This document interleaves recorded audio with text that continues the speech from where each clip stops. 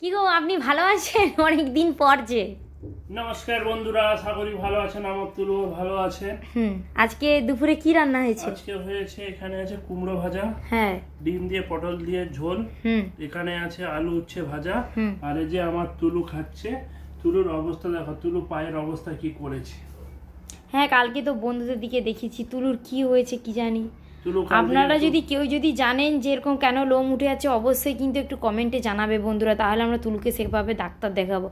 এবং কেন জানি না, কারণ প্রথম আমরা এই খরগোশ মানে ঘরে একটু পোষ মানিয়েছি, আমরা তো জানি না যে কি করব না করব। আপনারা কিন্তু যদি জেনে থাকেন অবশ্যই কিন্তু একটু কমেন্টে জানাতে পারেন। ঠিক আছে, তুলু দেখো কেমন হয়েছে।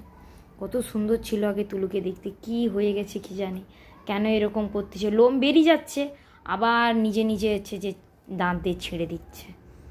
তুমি এটা খাওয়া শুরু করে দাও, আর তুলো এদিকে ভাত খাচ্ছে।